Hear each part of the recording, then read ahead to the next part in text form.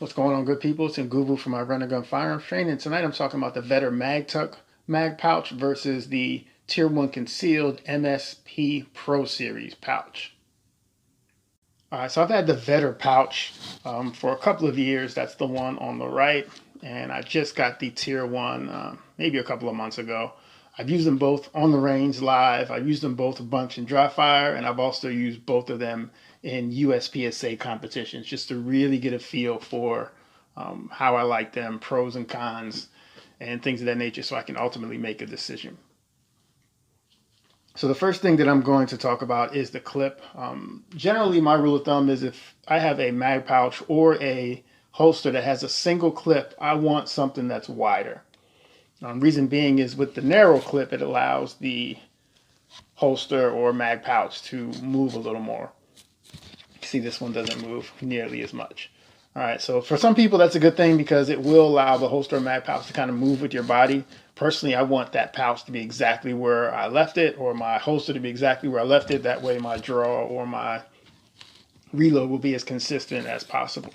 But if you like it to move, then the narrow pouch is going to be something you want, or the narrow clip rather. Now, both of them are really good clips. The Tier 1 is probably a stronger clip. It is harder to open, but neither one of them are going to come off your belt when you're drawing or when you're grabbing your pouch. Now, the Magtuck has a 1.5" clip, so it fits your standard size belt that you would normally wear. The Magtuck actually has a 2" clip, which is great if you run a thicker belt, but I run a 1.5" belt, so I have some movement that it allows, not to mention the left and right, but the up and down. So I definitely don't like that. If you're someone that runs a 1 3/4 belt, a 1.75, or a 2" belt, then that's not going to be an issue for you. But for me, I don't like the fact that that moves up and down, because that just makes it a lot easier for this thing to move around. Now, granted, when it's against your body, there'll be a little less, but it still can move some. So what I found is that during a bunch of dry fire or a bunch of reps at the range, I do have to adjust it. In the real world, if you actually use it, which is highly unlikely, but if you do have to go to a reload, you're not going to do multiple reloads.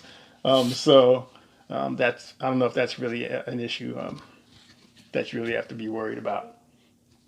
Now, with the clips, you can see where they're positioned as far as the ride height. The Vedder actually sits farther down in your body, which allows you to hide a longer magazine. Both of these magazines are Glock magazines. They're 17+1s, or I'm sorry, +6. What am I talking about? +1. 17+6. So the Vedder actually sits lower in your pants than the Tier 1 Concealed. So it does allow me, my normal spare for my EDC is a 24-round OEM Glock mag. Doesn't have an extension on it, just comes as 24 rounds. So I use that, and it's a little longer, but because it sits in my pants a little farther down, it makes it easier to hide that with no issue. Now, one of the pros about this one not sitting as deep is that it is a little bit faster. Reason being is when you go to index your magazine and you get your finger in this position, you don't have to go as far down. See how my finger's behind the belt? You don't have to go as far down into your pants as you do with this one. So when you're trying to flip and pin your cover garment, you can get to this one a lot faster. So when I switched, I originally had this, and when I switched to the Tier 1, just in dry fire, my reloads were 1/10 of a second faster. Without changing technique, without changing to some different type of cover garment, I was 1/10 of a second faster rep 1, which was interesting. But it's one of those things, will 1/10 of a second matter? Maybe.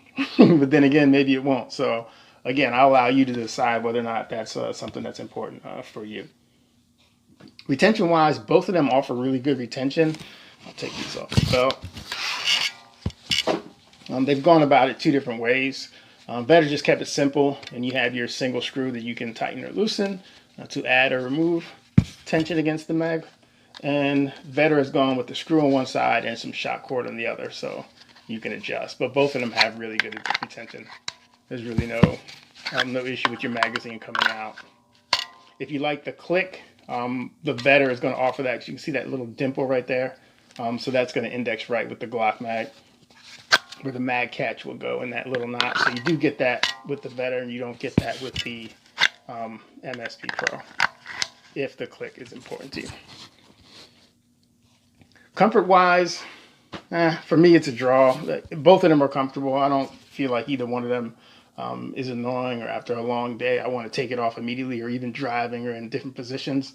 Depending on your body type, you might like a magazine that sits a little lower. Or if you have like a tactical muffin top, this might be, because it sits a little higher, might be good or bad. I don't know. You have to kind of make that decision on where you like your equipment to sit. For me, it's a wash. They're both just as comfortable as the next one, so I don't have any issues there. Last thing now, I ended up going with the Vedder. So I went back to the Vedder, but I kind of cheated. So in this groove right here where it adjusts, what Tier 1 did is they gave you 3 points, these little nubs. So you can adjust the clip on any of those nubs. You can have it vertically on your belt, a little bit of cant, or a little more, which I like more cant because I can keep my wrist straight when I reload. It also means I don't have to lift my cover garment as high because the magazine isn't sticking straight up. So it makes it a little bit easier.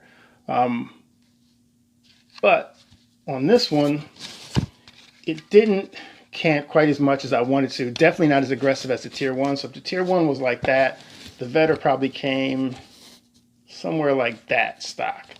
So you can see those two different angles. So what I ended up doing is just taking a file and I widened this groove on that side where the screw is. That way I could get a little more range of motion. And now you see the angles are pretty identical. They're pretty close. I'm sure if you got a protractor out, there might be a difference, but they're close enough that I can't feel the difference. So the pro that this one had was that the adjustability with the cam was more aggressive, which I definitely liked more. But I was able to fix that just with a simple file. And then that became a wash. So I don't use this one anymore. Just a backup. This is what I carry every day, but I carry it again with a 24-round Glock mag.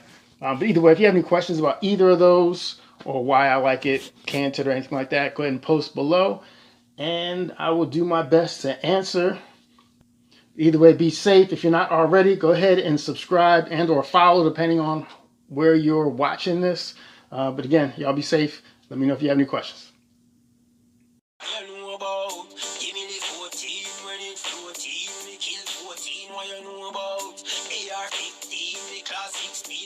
Start steam, what you know about BM16, yeah, you're 16, the clip 16, what you know about the AK-47, the X9 and the Mark 11, what you